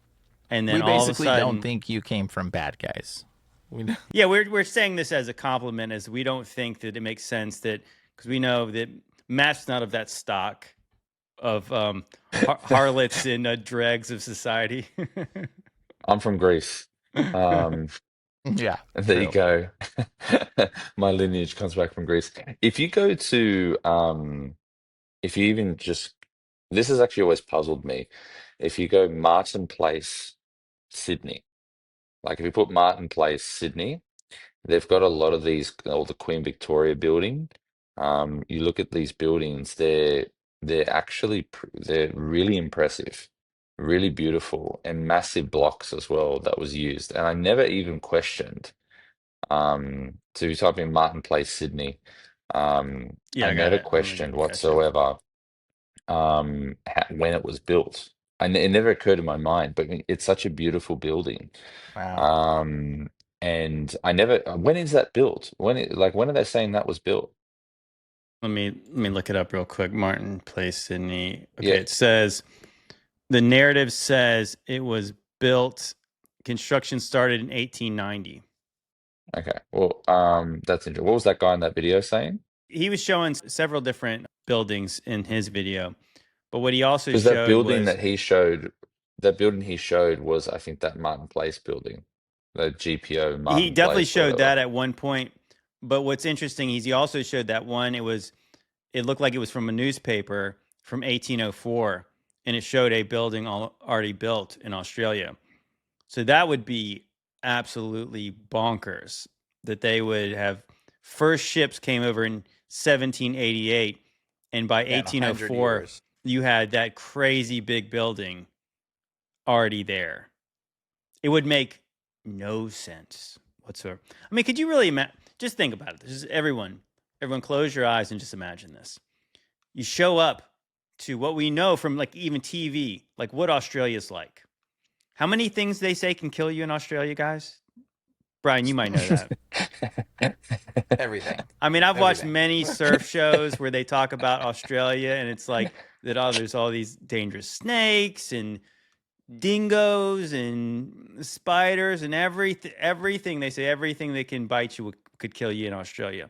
So you got to settle this place.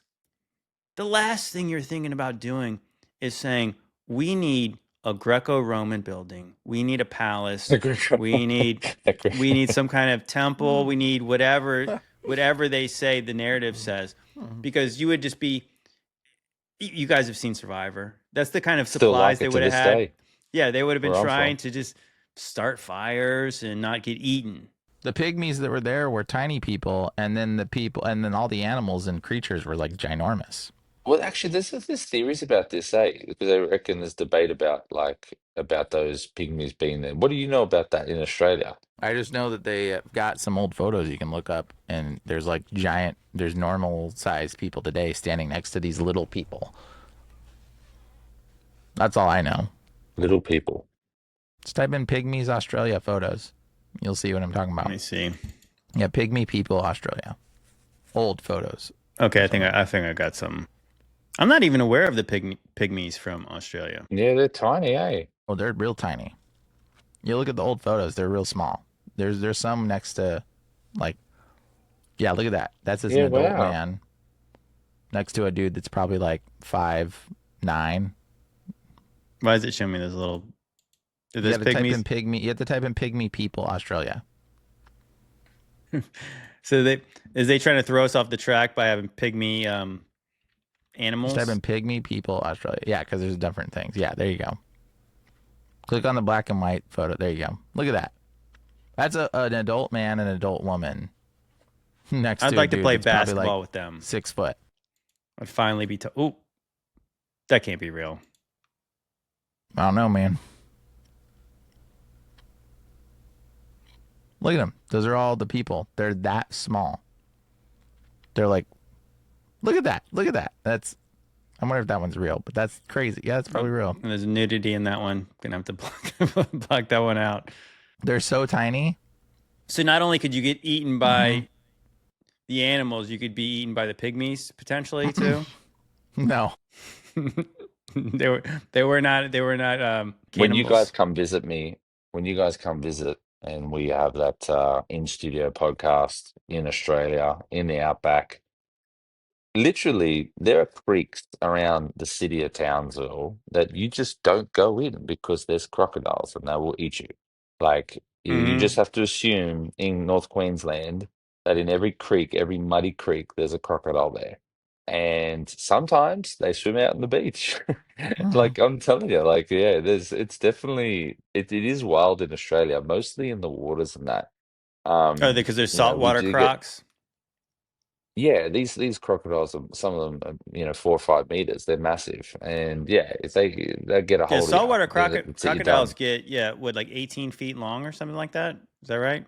They get pretty big, 4 or 5 meters. So what's that? So that'd Yeah, be they can get pretty big. I that'd think it's be 4 feet to a meter. 12 to Is 15 that? feet. So you don't go swimming They in get like your pretty big. lakes and rivers in Australia ever? You just kind of No, assume no, these no, no. crocodiles? Only up like towards we've got these places like Crystal Creek, and up in, a little bit higher up where the crocs don't get up there. That's fine. But like in the low-lying rivers near the oceans and stuff like that, no, you never do that. That's just silly. And the biggest thing you'd worry about in Australia is the jellyfish in summer. They're not Oh really yeah, there in yeah. winter, What are they called? but Those killer you got the Man of man War? of wars. no. So there's Box two. ones? There's a box jellyfish, which they're pretty Oh yeah. rare for a sting, but if they get you, 15 minutes, man, 20 minutes. But we've got nets to box them out, right? When 15, you go 20 swimming minutes in till the you're water. dead or what? If they get a good hit on you, yeah, you got to get straight to the hospital if a box jellyfish gets you. Vinegar on the hit, But the ones that are nasty, Urine the doesn't real work. ones that are nasty, urine's just for fun. No, Just to no, get peed on. golden showers, baby. P. Diddy parties for sure. That and baby oil. The Apparently urine could work, by the way, but vinegar is the best option. They got vinegar on all the beach. But what happens is you've got these irukandji jellyfish. They're the size of your thumbnail, right? And they sting you and you don't know. All of a sudden, like you get out like half an hour. Like sometimes you can hit you pretty good and you know about it, but basically, yeah, you can get stung. And 10 minutes later, 15 minutes later, you start to feel pain and sickness and nausea. And it takes like 3 days. You know, you won't die from it, but you definitely feel pretty sick the next few days. So yeah, you just don't go swimming in summer in the water there. So, It sucks. so anyways, So Australia is when it's hot, dangerous, and it's probably not a great place to immediately start building massive cities when you're trying not to die every second of the Well, day, right? yeah, I mean, it sounds a little bit apocalyptic, but yeah, there's probably more crocs in the north than in the south. I think they settled in towards Sydney. I think that's where the first settlement was. I heard I the don't, crocs just eat people. Like every year, there's like a certain amount of tourists that get eat by crocodiles. yeah, I mean, I guess it would be. What would you prefer, being eaten by a bear in the States or be eaten by a crocodile? I can tell you what you're gonna die quicker from. You're gonna die quicker from a crocodile. I don't think Australia is I'd a lot rather like be Florida, eaten by except more either. deserty. I think the question is, which would you rather fight? Would you rather fight a crocodile or a bear? Would be the more appropriate question. Because being eaten The by bear both, will I maul mean, you to death. Yeah, I would say The that there's bear, I think what's a more painful death? I think the more painful death is you're probably just going to drown with a crocodile, so you'll die pretty quick. But the bear just eats you this like sounds like the little Joe chicken Rogan wings. podcast. Now we're talking about, well, who would win in a fight? the bear, or the I feel like saltwater I croc. could jump on a crocodile's mouth and just keep it shut. Just keep it. I would I've would seen say that Crocodile you Dundee might do be that. able to outmaneuver a crocodile. Yeah. Maybe. I'm not saying If you you punch could. its nose, if you punch its nose, it definitely will go away, like a shark.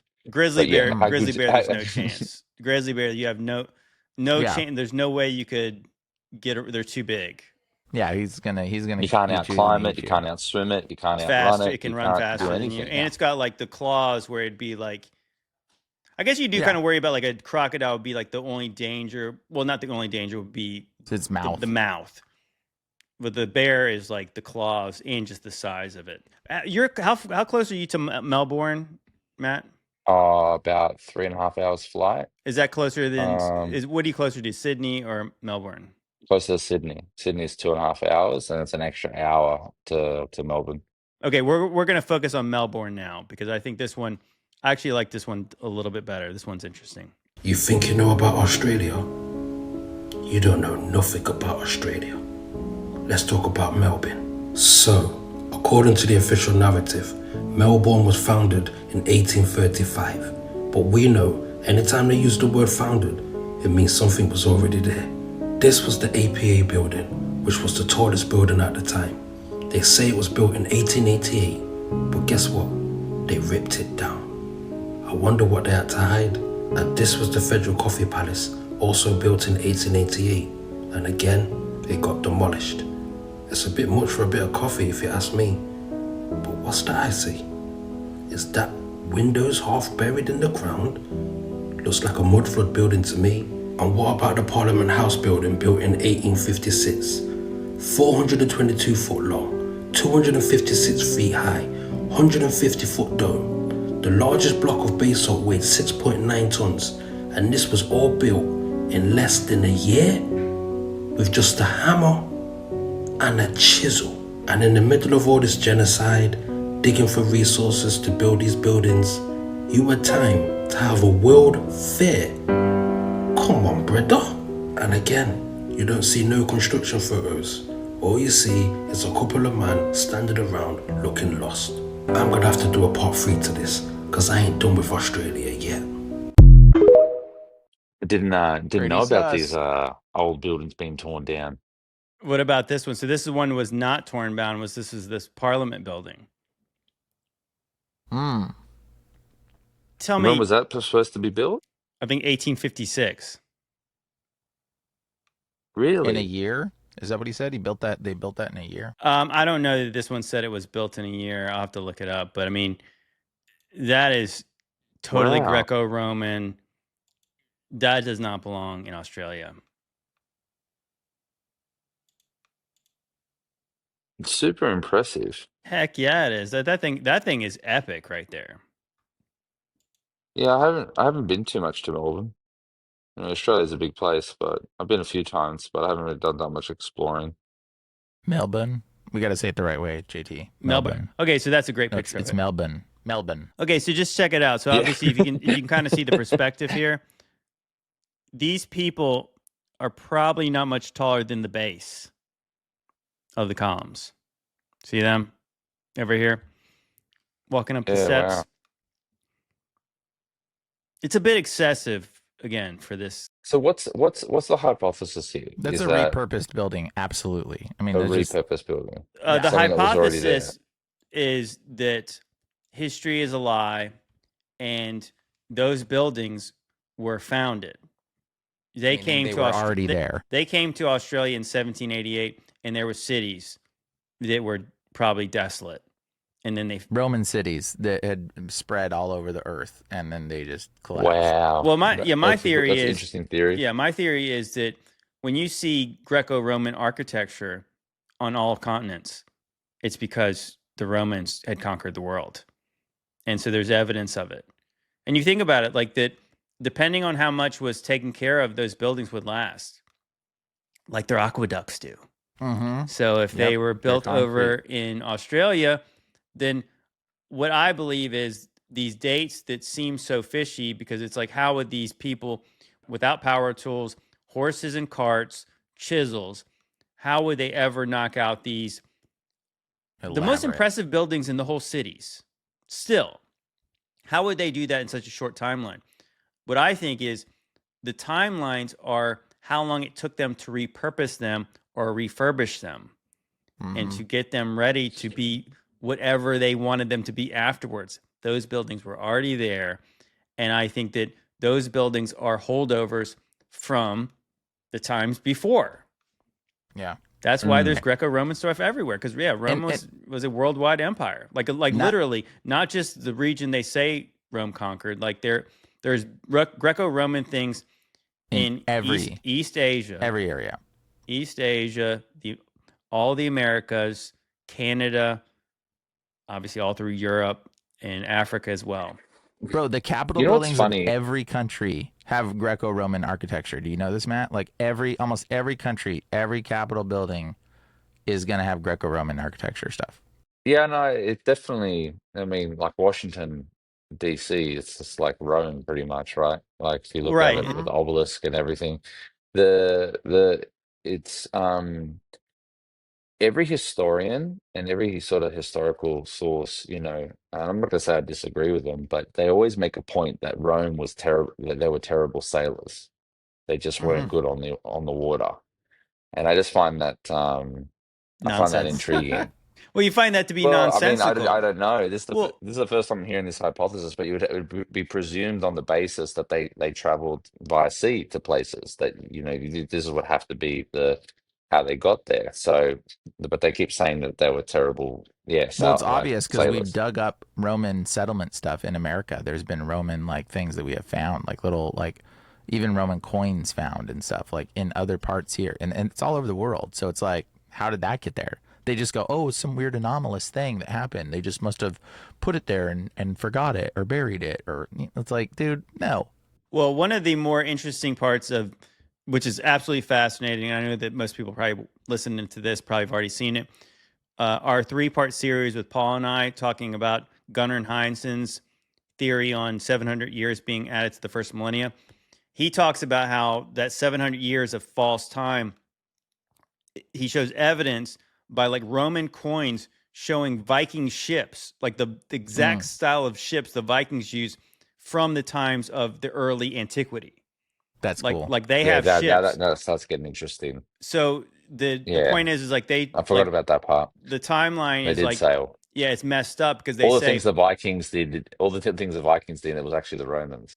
somebody saying the Romans were not good sailors is like that's a very infantile statement because Romans were not just from the city of Rome.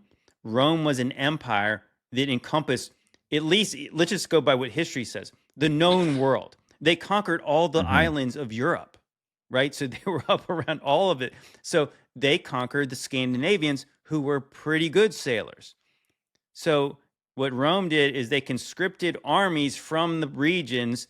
So you don't think they would have conscripted their navies too? So if It's a they good point. if It's a they good didn't point. have a good navy, they would have got one. They would But have but it's adapted. also kind of silly to think that you see the architectural mastery of the aqueducts, the technology, and they would not have known how to build a ship as good as they did in the by the times they sailed the ocean blue in 1492. That's insane. So what is interesting, and this was where I came to this conclusion, or at least it strengthened my belief in this, was that, well, we were told in school that Columbus was the first one to get to the Americas from Europe. And then, but even when I went to school back in the day, the teachers kind of gave you a wink and a nod saying, yeah, but a lot of people think the Vikings got here 500 years before Columbus did. So Leif Erikson, the Vikings did it. Well, Yeah. if Leif Erikson Romans. sailed on a ship that looked like the same ones from the Roman coins, well, then it was probably the Romans did it. And if they might have been Vikings or Scandinavians, but they were doing it under the direction of the Roman Empire. And so if the Romans would have got to America 500 years before Columbus did, that might explain why you have all the evidence of Greco-Roman things. So 500 years Which, to that be they've honest built with you, cities. if you come back to Romans 1:8, I think it was, Paul says that your faith has been proclaimed to the whole world. Now he uses the word cosmos there, which actually means the entire world. The faith of the Romans have been proclaimed to the whole world. And so, what would be interesting, hypothetically speaking, is that if there was an understanding that Rome had ventured out to the unknown parts of the world, like the Americas and all these different places, then by consequence, Rome being taken over by Christians would be that symbolic reference that their faith had been proclaimed the whole world because Rome had existed not just in the known world, but also the entire world. That would be very, very intriguing because Paul's like main mission was to get to Spain. He never ended up like getting there, but I wonder where he was going. That's actually Well, yeah, he that'd could be have pretty been trying to intriguing. take a ship across the sea. Well, if you think about it, even something I picked up on recently is when Jesus, before he ascended, he told his disciples, he said that you're going to be my witnesses in Samaria, Judea, and to the ends of the earth.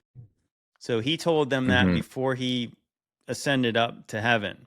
It's also interesting to think about how the story about how who was the man that had the greatest faith in all of Israel? Do you remember, Matt? I know you know. The Roman. The man has the grace of the centurion. The centurion. So if you think about it, how quickly could the gospel spread if the Roman people in the armies learned about Christ? You think about it like so Definitely. they could have really Like, hey, that's how hey, it could really and spread like this goes wildfire. this goes a little bit deeper too. There's this great video on YouTube about everyone goes, why did God come 2,000 years ago, right, and not 10,000 years ago? Well, if you look at it, there's this great video and a great explanation in terms of people having an understanding of God, because atheistic and secular culture has really been a later development, a more modern contemporary development. But if you look at, Rome, all roads lead to Rome. It was the perfect moment for God to intervene and incarnate and spread his message because from one conquering one empire, your message would go out through the whole known Yeah. world. Yep. And you got to think about it. If we don't limit Rome just to the Mediterranean and Europe, if they did spread across, because hang on a second, like you got to ask yourself, man, like Alexander the Great made it to India. Now, Rome was bigger than Alexander the Great, and obviously there were trade lines already established to India and the Parthian Empire and all that stuff, that Rome was aware of a wider world. They were fully aware of it. And maybe they certainly had their hub. in their central part in the Mediterranean. But, it's like, it's foolish to think that, the apostles are going places where, that the Roman Empire wasn't aware about. As we said, Thomas went to India. Yeah, So that's yeah, what I'm it's super saying. intriguing. Yeah, Well, so listen to this. Yeah. Listen to this, guys. Okay. Archaeological Roman coins discovered in America. This is the AI response. While some Roman coins have been found in North America, there is no evidence to suggest widespread Roman presence or that they were involved in building ancient structures like the Seppi mounds. It's like they know exactly what you're alluding to when you realize, like, I just asked the coins discovered in America because there's been multiple spots where they found Roman coins and other Roman stuff, architectures, weapons, and then but they found Roman architecture, but they said it wasn't Roman. It just so happened to be similar looking. yeah, you know what they Yeah, said. You know what Gunnar interesting. Heinzen said was that the Roman coins were discovered in a lot of places, and what they attributed it to was people having coin collections yeah. That's because what it didn't fit. Yeah, because it doesn't fit. Because Except they dug it's it like up. they throw pretty out wild. they throw out the physical evidence by saying it's a coin collection because it does not fit their chronology that was given to them. So the evidence didn't give us a chronology. The chronology was already established, and so when people do research, they do things to fill in the blanks in the chronology, but they do not question the chronology. Well, you know what? We should. I'm about to go down a rabbit hole with Roman coins, just in general, because I'm about to purchase a silver Tiberius denarius, the one when Jesus says, "Give unto Oh, Caesar what whose is image Caesar, is and give this? unto God what is God's." Wow. And so you can actually buy these coins, and I'm about to get some. They're and so going down this rabbit hole with Roman coins, and there's a plethora of them. It's so interesting, like the whole history of it, even to the point where you actually find out that inflation of a money supply was invented by the Romans in many ways when they diluted their silver purity from 90% to 60% under Diocletian, to inflate the money supply. The things that they're doing now that the ancient Rome was already doing. So the whole Roman, we might have to dedicate a new episode just for Roman coins because the data that's coming from Roman coins, it's so important. People have got to understand that archaeological evidence is irrefutable. We have to be able to reconcile the idea of historical manuscripts and all these things and Old Testament, but archaeological evidence and having coins, it just really gives us a snapshot of what the ancient world looked like. That's why archaeological evidence is it can't be refuted. So See, there's a lot of interesting stuff there. yeah, that's exactly what we're saying, and I think that's exactly why the people doing research in what they call Tataria or the old world, that's why I think it's actually really important. It seems silly to a lot of people, and it seems like they don't quite understand what they're doing. But in the same way that what Gunnar Heinzen's whole basis of his theory was based on was that you have this physical data of the strata, and the strata tells the history of when things were built. That tells the chronology better than the historians do because the strata does not lie of when things were built. So if things were built in a certain strata level, gives you a better idea of when chronology wise it was built. And that's why it's interesting when what the Bully Slayer showed on that one building, he showed that there was mud flood evidence where this building is supposedly new, but when you saw the picture of it, it showed that the windows were partially below the ground on that one building in Melbourne. And I won't keep you too much longer, Matt, but I got a couple of really quick ones. And I think this is interesting going back to Sydney, which is obviously closer to your home turf. If you've ever walked across the intersection of Bridge Street and Macquarie Street in Sydney's CBD, chances are you've walked over the top of a tunnel. There are actually two tunnels here right underneath the street where they still lie today.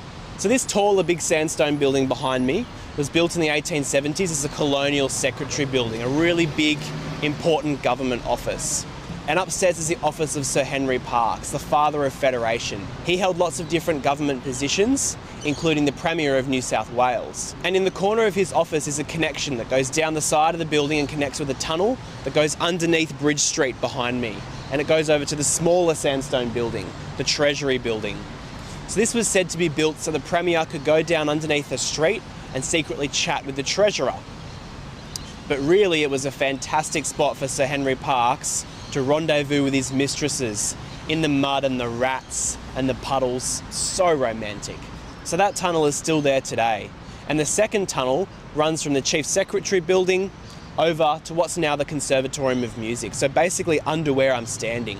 So the Conservatorium of Music was actually built as a government stables for Government House and also the Secretary building. And so back in the day, the Chief Secretary would be driven to work in a horse-drawn coach. He'd be dropped off at the office and the coach would go over to the stables and drop the horses off for the day. When the horses were ready, the chauffeurs would walk over the street, knock on the door and tell the Premier they were all ready to go home. Then he would be picked up and taken home. But the chauffeurs had a very particular uniform. They had a red jacket and white pants. And clothing at this time wasn't very colour fast, so a lot of the ink would run out of the clothing and it would run out of their red jackets and down their white pants. And God forbid that was ever seen on the streets of Sydney. Absolutely awful. And so the government decided they really need to fix this major problem because it was an embarrassment for the Premier's office. And so instead of changing their uniform, to a nice Macpac rain jacket or something, they decided they would build a tunnel. They built a tunnel connecting the two buildings and the chauffeurs could go underground where they wouldn't get wet. These are only two of so many stories of Sydney's tunnels. It's like a rabbit warren down there. There's tunnels everywhere in Sydney. And if you're interested in that stuff, why not join me on a walking tour? I do walking tours of Sydney's CBD every Saturday.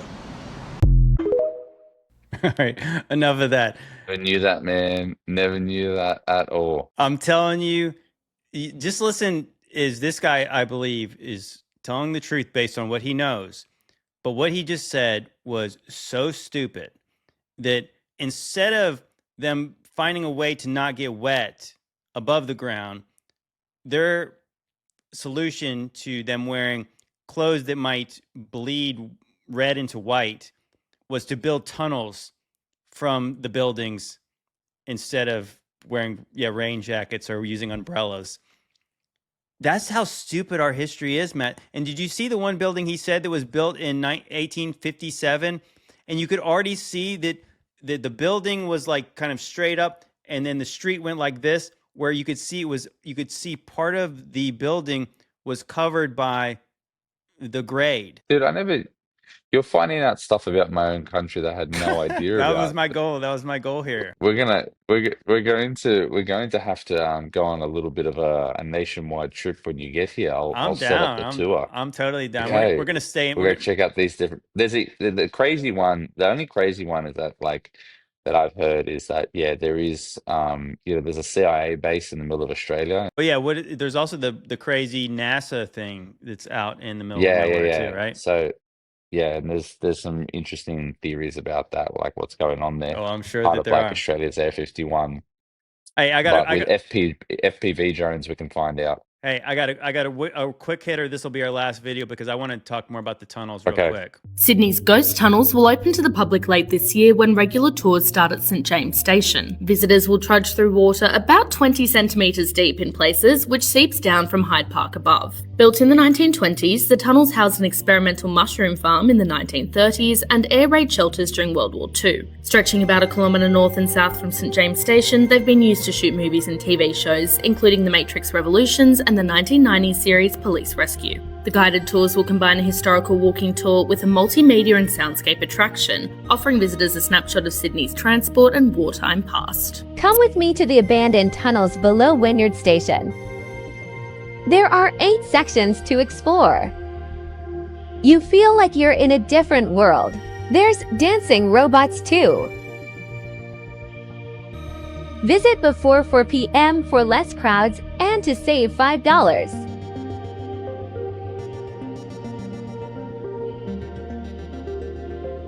I just wanted to play that video because I clipped a couple of videos and put them together. So Sydney has a complete underground that probably most people who live there don't even know about. And that No, I didn't. And that is one of those things where the old world structures, these old world cities and underground tunnel systems are like, they go together like peanut butter and jelly. They are everywhere. And so this is what I always say is that if you think that those crazy buildings on top of the surface of the earth make no sense in the timeline that they were built, what makes even less sense is there's a complete underground city under the city. And when the heck was that built? Because now you're talking about a different level of like expertise and just why. Like this guy says in that video that the guy didn't want his coachmen to get wet and make their uniforms a mess. So they built tunnels. It's wild. And then, so this is saying That's there wild. was underground mushroom farms and stuff under there. Yeah, I'm sure lots of mold and whatever was growing down there. I'm not sure if that's the purpose of the tunnel. Matt, I was actually gonna yell at you for saying, not why didn't you tell us about this stuff? But now you're claiming you didn't know any of this stuff. I didn't know. I know. I'll tell you what I'll do. I'll make a commitment though to you. At the end of the month, I'm going to Sydney, and I have to be in the city for a meeting. So I'm going to go find this underground tunnel thing, and I'll get a video, and I'll try and go through there. Okay, I'm going to have to get some of this data off you. I'll go down there and I'll check it out myself. I'll do like a live news report for the JT Mixtape channel. If you go reporting live from Sydney Tunnel. If you go to Sydney, if you get some old world stuff and you can say this is for JT, I will definitely collab with you on that, because that stuff is just, I mean, this is what I love. It's like I said, I love having you on here for excuse to play for Australian stuff, because our histories are not exactly the same, but they're more similar than people realize. Is that what they said, the first ships coming over in 1788, which is actually much later because our country was supposedly established in 1776. But the timeline is very similar in the same way that, which again makes it even more absurd that Australia has similar old world structures that are Greco-Roman castle. I mean, the horse stable was a castle. Did anyone else notice that in that last video? It was like literally like a castle like you would see in a Disney movie. And so America at least was colonized before America became a country, but Australia is like after America signed the Declaration of Independence, the first ships are getting to Australia, and yet they still have the same cathedrals, the same Greco-Roman structures, the same parliament buildings, the same ridiculous post office, and underground tunnels. What the heck, Matt? Matt, do you believe this history now? After watching, It's your fault, Matt. Have we convinced? Here's what I'll say, right? Anyone that's struggling, I mean, most of the people that are going to watch this, they know that you guys are delving into areas which are testing the very limits of what we define to be consensus of orthodox or a modern understanding of history. You guys are really pushing the boundaries. That's why I love coming on here, because I'll learn something. We are questioning settled issues, like that. There's Yeah, no yeah, debate and about when this there's is nothing wrong with that. There's nothing wrong with it, because whether we like it or not, there's historical anomalies. One of them comes to mind is the Piri Reis map. The Piri Reis map is, a 15th century, map that somehow mapped out Antarctica without the ice. How did that happen? Right. So the bottom line is we've got these historical anomalies which most historians will just leave to the side. But here on the JT Mixtape channel with Demon Raisins, Brian from Demon Raisins, we're actually going to push the boundaries here of not actually excluding those historical anomalies, but finding a way to harmonize it. And I have nothing wrong with that. I think this is great. Like I spend most of my time head down in critical scholarship and following the consensus understanding of history. But I come on here and I'm learning an enormous amount of things. And I think this is important because we've got to push the boundaries. When you get locked in a paradigm, you know what I mean? You get paralyzed by that paradigm because you get dogmatic about it. And it's amazing in history, in science, because we know this because of our own Christian brothers and sisters, how dogmatic Christians can be, as well as other religions. But we actually see evidence of medical dogmatism and historical dogmatism. Like they're just, hang on a second, you got evidence here. What are we going to do with it? Oh no, I don't believe that because it's not what I've come to understand. That's dogmatism. So this is the channel where we're going to get things exposed and find out about it, right? That's the bottom line. That's the goal. Okay. Well, I would say that this is what my testimony is the fact that at one point in my life, I realized I've been told a lot of lies, and I didn't know what the end of that was. And then so I said, what was true? God's word's true. And everything outside of that, I'm going to question. And I don't care if they call me stupid or not, because they call us stupid a lot for questioning things that seem to be settled. But it's like one of those things where if you, I feel like what academia does is put you in a box. So you can theorize in this box, but as soon as you question the walls of the box, then you are our enemy. Because now you're questioning the foundation of what we say we believe and how we know that we're the experts. What's that old idiom? Like the truth is first, ridiculed, made fun of, persecuted, then believed. It's something like that, and that's what happens in a variety of academic fields. Anyone that tests the boundaries of the consensus position gets ridiculed, made fun of, destroyed, and in the end, sometimes after they die, they're like, "Oh yeah, he was right." Right. Well, You know? it is like the Yeah. idea is like that. What you're suggesting is crazy, but that's what they said about many geniuses, right? Like the people that were really smart, is because that can't be done. Therefore, that's ridiculous to even think about stuff like that. That's fantasy. But we look into this.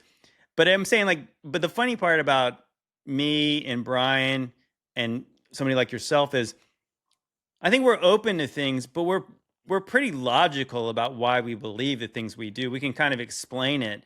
And so when I listen to history that sounds so stupid like that, like the things we just listened to, it's the same way. Like you mentioned Washington, D.C., and where our theories about how Rome maybe made it over to the Americas. What they tell you is this. I think this is why we have the modern day school system, is to indoctrinate little kids. Because when they tell you in school, when you go take a field trip to Washington, D.C., they say, oh, well, the Thomas Jefferson thought Rome was cool. And he said, let's emulate the look of it. And you're like, okay, I can buy that. But as an adult, you're like, that seems really infantile. That seems silly that, okay, so one guy thinks Rome looks cool. So then we're just going to go with it and we're going to build the whole city to look like ancient Rome. And to the level of like the cost and excess, it's silly. As an adult, I just question those kind of things because I'm thinking, if it's not practical now, how was it ever practical in a time before we had advanced equipment and all the things that would have made it easier to build things? You know what I'm saying? Like, can you imagine saying, hey, Thomas Jefferson says, hey, do you know that Pantheon in Rome? That's pretty cool. What if we had a couple of those here? And they would say, Yep. what? Well, look, I think the thing is that and this is one thing I know from my studies in my biblical studies, and any claim has to be backed by evidence. You just can't just make up anything that you want to make up. You got to be able to back up. For the same reasons that I debate Muslims or Mormons for their baseless historical claims. There is no historical Book of Mormon. There is no evidence backing up that Jesus wasn't crucified in Islam. Those things are backed up by evidence, and so history and any historical claims therein need to have evidence. And what happens is in the ancient world is we've got, as I said, these historical anomalies. Everything from the pyramids to the 50-ton bloody stone at Baalbek, right? We've got all these things which suggest, okay, well, the conventional way of understanding history and what certain people were capable of, even Göbekli Tepe, that gets tested. So that gets tested. And so new theories and new hypotheses need to come up in order to actually account for these historical anomalies, and that's what they are because we can't explain them. So there's nothing wrong in doing what we're doing now, which is testing the boundaries and exploring the ideas to come up to some type of potential, I guess, solution as to why we've got these historical anomalies, why are there Roman coins in North America, all these different things. So it's actually quite healthy to explore that. The key is never to get dogmatic about a position. And yeah, there's a lot of that in academia because people have spent their whole lives getting PhDs and writing books there's and a lot of pride that developing goes this into amazing that, position. right? And yeah, you look at someone like Bart Ehrman. Can you imagine Bart Ehrman coming back to the faith? What that would do to his whole, his whole empire that he's built. You know what I mean? So it comes. Look, it's a difficult thing. That's the sad thing with people that prideful though, is the fact that we would look at it as an awesome story. You know what I mean? Like we would look at it as like, oh gosh, God, look how the power of God. And it's like, he could always come back. You know what I'm saying? Like the people like that. But yeah, it's like that's the tough thing with people's pride. You know what I'm that's why saying? Because God we look at it resists as the a win. We prideful. look at it as it the furthest gone is the best display of God's power, right? Yeah. And we'd welcome Hey, before, people like that. You know what I'm saying? yeah, for sure, for sure. Anyways, Matt, it was awesome having you on here. Is there anything you want to close this with, or do you have anything you want to promote? Tell people where they can find you. You can just find me at post modern theology on TikTok, Instagram, Twitter, and or X and YouTube. I would like to add, you guys keep doing what you're doing. I am really, really grateful to be on this episode here. And I told you there's people out there in the world that don't necessarily resonate with going to church and don't necessarily resonate with the exclusivity of Christianity. And one thing that you guys do, which is really, really interesting, is by testing the bounds of modern culture and modern history and providing a Christian lens, but to interpret it and going where no other sort of Christian people sort of go, you make Christianity accessible and understood in a way that no other people are really doing. And I think just keep doing what you're doing because you're still truth to the gospel and to Jesus, but while exploring all the crazy things out there that no other Christians really want to touch and try and account for. So I'm so supportive of what you guys doing. It is I'll always hold a special place in my heart, and I'm rooting for you always. Well, I appreciate Thanks, that. I mean, that is the goal here, is that we can get into the weird, and we can get into the wacky, and we can get into the conspiracy, but we always try to point people toward Jesus because that's our truth. And we don't just theorize about things wildly with no explanation. We typically try to bring it back to here's what we know to be true. And ultimately, if you find anything through this show, I pray everyone finds Jesus. So yeah, Amen. that is Amen. absolutely our goal. So anyways, guys, I really appreciate you guys hanging out with us today. Hope you guys had fun, as much fun as we did. And I love you guys. If you guys want to That's support awesome. this podcast, please check out the Patreon. If you guys want to get this episode early and uncensored, check it out on my Patreon. Also, yeah, pick up a shirt. Brian's got his shirt, as Matt's going to get a couple I'm of gonna get mine. Yeah, he's going to get his. And if you also want to support this podcast and support your health, check out Modern Roots Life. Appreciate you guys. Love y'all. God bless. Later.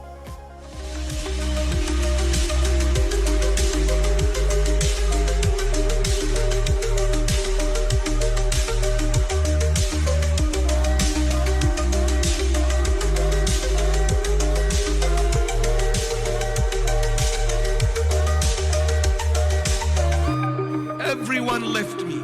Everyone deserted me. Jesus was always there. When everyone hated me and walked away, Jesus never walked away.